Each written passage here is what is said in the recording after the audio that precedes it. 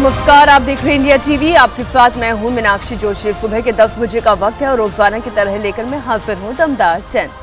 आज बात होगी प्रधानमंत्री मोदी के 2 दिनों के गुजरात दौरे की, अयोध्या में भव्य दीपोत्सव की, रामनगरी में मुख्यमंत्री योगी की भी खबर होगी आपके सामने। दमदार 10 में आपको बताऊंगी कि महाराष्ट्र में कैसे बागी चुनाव में बढ़ाएंगे मुश्किलें।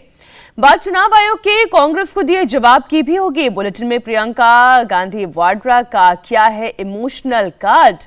राजस्थान के पूर्व मंत्री के पाकिस्तान प्रेम की भी खबर दमदार 10 में बताऊंगी। क्यों तिहाड़ जेल के वार्डन को गिरफ्तार किया गया, साथ ही अखनूर में सेना के ऑपरेशन की भी जानकारी होगी। दीपावली से पहले रेलवे स्टेशन पर लगी लोगों की भीड़ की खबर। ये तमाम खबरें दमदार 10 में, लेकिन शुरुआत कर रहे हैं पूरे देश में दीपावली की तैयारी कितनी धूमधाम से चल रही है। लेकिन राम की नगरी अयोध्या में इस बार की दिवाली खास होने जा रही है। प्राण प्रतिष्ठा के बाद ये अयोध्या में पहली दिवाली है। करीब 500 साल के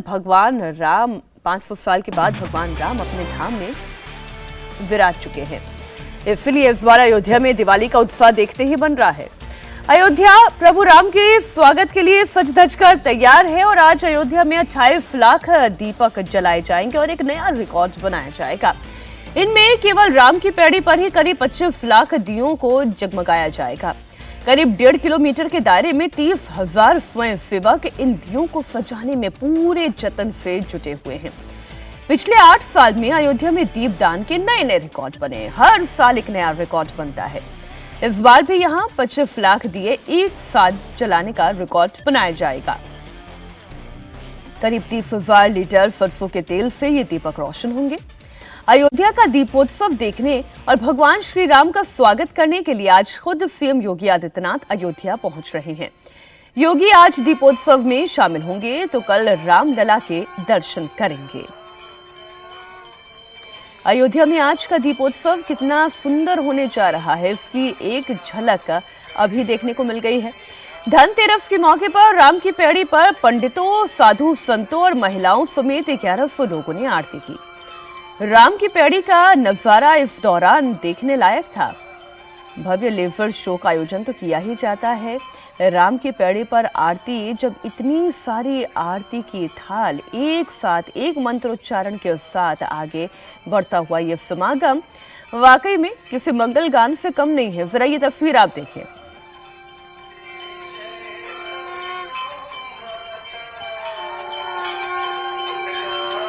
सभी ने एक रंग की वेशभूषा धारण की। महिलाओं की एक रंग की साड़ी, एक रंग का पट्टा, और वहीं पुरुषों को भी देखिए आप। देखिए हर दिन इस तरह से आरती तो होती है, लेकिन जब दीपोत्सव का मौका हो, जब दीपावली का मौका हो, तब इसकी भव्यता कुछ और बढ़ जाती है। 4 चांद लग जाते हैं। रामनगरी पूरी तरह दीपोत्सव के लिए सज चुकी है। पिछले 8 साल में अयोध्या का कायाकल्प हो चुका है, फिर भी आज अयोध्या इस तरह से सजाई गई है कि इसे पहचानना मुश्किल हो रहा है। राम मंदिर से लेकर सरयू के घाट तक सजाए जा चुके हैं। 55 घाटों पर करीब 28 लाख दीपक लगाए गए हैं। 30,000 से ज्यादा वॉलंटियर तैयारियों को आखिरी रूप दे रहे हैं। बस इंतजार है आज शाम होने का, जब इन घाटों पर भव्य अलौकिक नजारा देखने को मिलेगा। पहले 25 लाख दिए जलाने का रिकॉर्ड बनेगा और फिर लेजर शो से लोगों को मंत्रमुग्ध किया जाएगा। अयोध्या में दीपोत्सव को यादगार बनाने के लिए कैसी तैयारी है, इसका जायजा लिया इंडिया टीवी संवाददाता रुचि कुमार ने। अवधपुरी प्रभु आवत जानी, भई सकल शोभा कै खानी। गोस्वामी तुलसीदास ने रामचरितमानस में लिखा है कि जब 14 साल का वनवास काट के रावण का वध करके श्री राम अयोध्या लौटे, तो अयोध्या में हर तरफ रोशनी थी, महिलाएं मंगल गीत गा रही थी। वो त्रेता युग था और भगवान राम के 14 साल के वनवास काट के रावण का वध करके अयोध्या लौटने की खुशी थी। आज कलयुग है और आज यहाँ दीपावली का अलग रंग दिखाई दे रहा है, क्योंकि 500 साल के इंतजार के बाद राम मंदिर बनकर तैयार हो गया है। भगवान राम गर्भगृह में विराजमान हो गए हैं, तो इसलिए इस बार का दीपोत्सव यहाँ खास होगा। ये 8वां दीपोत्सव है। ये सिलसिला 2017 में शुरू हुआ था, जब 51,000 दिए एक साथ जले थे और आज ये संख्या पहुँच गई है 25 लाख दियों की। तो ये जो राम की पैड़ी दिखाई दे रही है, 55 घाटों पर करीब 27 लाख दिए जलाने की तैयारी है, क्योंकि वर्ल्ड रिकॉर्ड 25 लाख का है। तो इसलिए कहीं कोई गलती ना हो, तो इस तरह से दिए इन घाटों में जहाँ तक आपकी नज़र जाएगी आपको दिए दिए ही नज़र आएंगे। और ये दिए एक एक ब्लॉक जो है वो 16 बाई 16 का है, यानी 16 दिए ऐसे लगे हैं और 16 दिए ऐसे लगे हैं। अब एक साथ इतने दिए जलाए कैसे, इसके लिए यहाँ वॉलंटियर्स हैं। करीब 30,000 वॉलंटियर्स की टीम है जो एक साथ इन दियों को शाम को जलाएगी। अयोध्या भगवान राम के स्वागत के लिए कैसे तैयार हुई है वो तो आपने रिपोर्ट में देख ही लिया, लेकिन इन झांकियों की भी आप तस्वीरें देखें। आज राम की पैड़ी पर एक साथ 2 विश्व रिकॉर्ड बनाए जाएंगे। पहली बार 25 लाख दीपों से राम की पैड़ी जगमग होगी। 1.5 किलोमीटर के दायरे में 35 मिनट के अंदर अंदर इतने दियों को जलाने का रिकॉर्ड बनेगा। तो 1100 संत महंत और नारी शक्ति के साथ ही सरयू की महाआरती का भी रिकॉर्ड बनेगा। इसकी तैयारी पूरी कर ली गई है। अब शाम को दिव्य भव्य दीपोत्सव होगा। तो राम की नगरी में आज सुबह की रौनक क्या है वो इन तस्वीरों के जरिए आपको दिखा रही हूं। शोभा यात्रा निकाली जा रही है। श्री राम के जीवन की झांकियों के माध्यम से श्रद्धालुओं को दर्शन कराया जा रहा है। अयोध्या से हमारी सहयोगी एक और रिपोर्ट देखिए।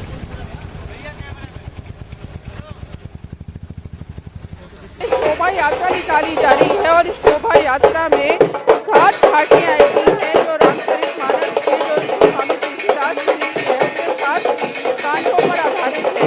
बालकांड, अयोध्या कांड, अरण्य कांड, किष्किंधा कांड, सुंदरकांड, लंकाकांड, सुंदरकांड।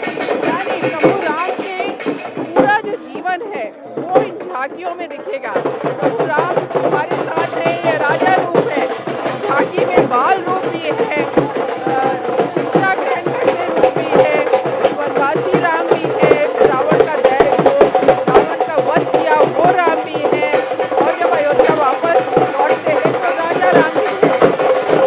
राजा राम बने हैं, क्या मन में आपके भाव आ रहा है? कितने रास्ते लोग आपके इंतजार। काफी अच्छा सौभाग्य मिला मुझे राम बनकर और मैं बहुत खुश हूँ। पहली बार आप राम बने, ये हमारी चौथी बार है।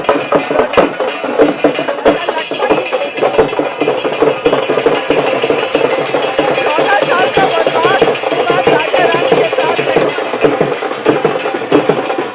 आज पूजा भी है, आप पहले भी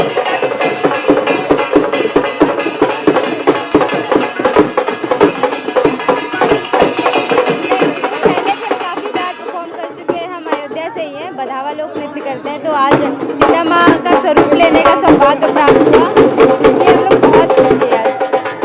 इस बार क्योंकि राम मंदिर बन गया है, राम मंदिर का निर्माण जो हुआ वो काफी जन कल्याण के लिए सबसे अच्छा है। हमारी सरकार के माध्यम से भी बहुत सारी चीजें हुई हैं जो अच्छी चीजें हैं। इस बार की दिवाली क्यों खास है, इसका जिक्र प्रधानमंत्री नरेंद्र मोदी ने भी अपने संबोधन में किया था।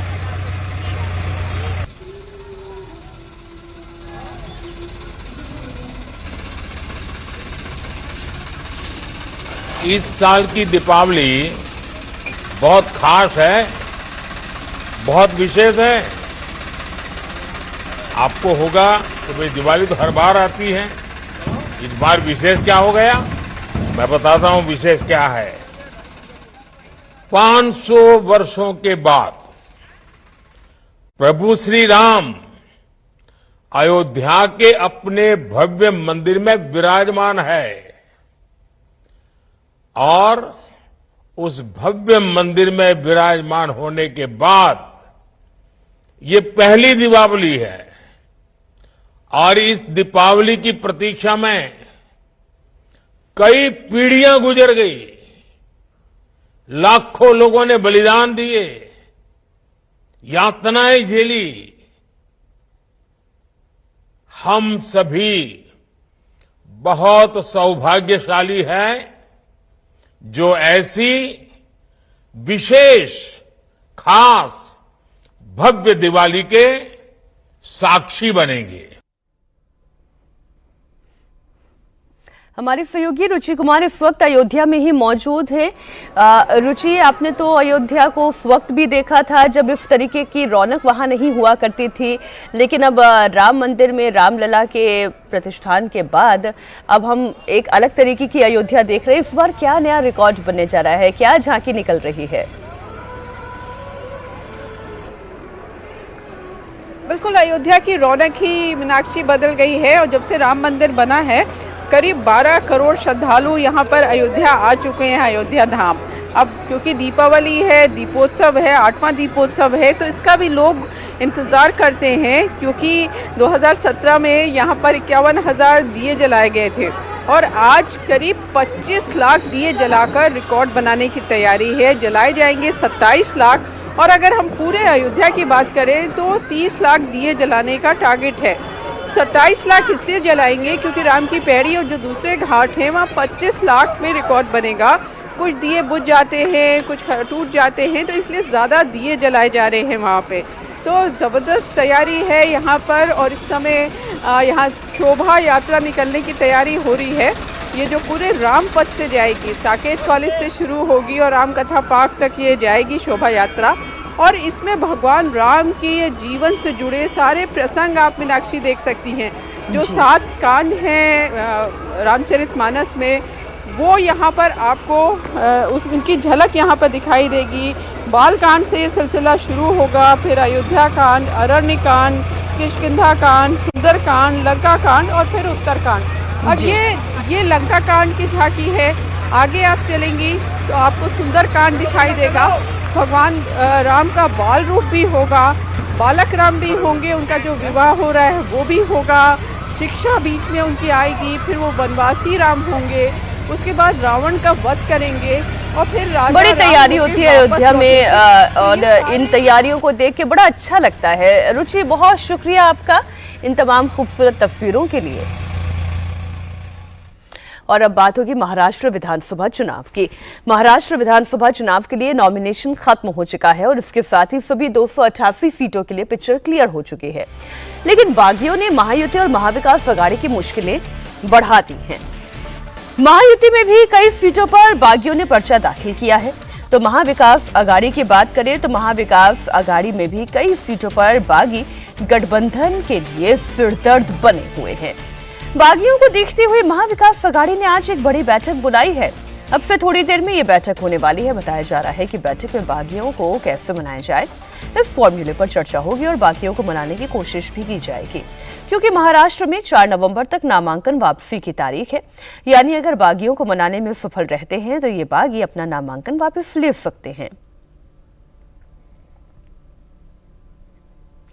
अगर बात करें महायुति की, यानी कि बीजेपी, शिंदे की शिवसेना और अजीत पवार की एनसीपी वाले गठबंधन की, तो यहां करीब 10 ऐसी सीटें हैं जहां बागियों ने मुश्किलें बढ़ाई है। अगर इन सीटों की बात करें तो इसमें आती है बोरीवली, जहां पर बीजेपी नेता गोपाल शेट्टी ने अपना पर्चा दाखिल कर दिया है, क्योंकि बीजेपी ने उनकी जगह संजय उपाध्याय को टिकट दिया। वहीं उमरेड सीट पर शिंदे गुट के राजू पारवे निर्दलीय उम्मीदवार के तौर पर मैदान में हैं, क्योंकि ये सीट इस बार बीजेपी के कोटे में चली गई है। अंधेरी पूर्व सीट, जो कि पूर्व एनकाउंटर स्पेशलिस्ट प्रदीप शर्मा की पत्नी स्वीकृति शर्मा यहां से निर्दलीय मैदान में है। शिवसेना मुर्जी पटेल को यहां से उम्मीदवार बनाया गया है और वो टिकट पर दावा कर रही थी। इसी तरह चिचवाड़ सीट पर नाना काटे निर्दलीय ताल ठोक रहे हैं।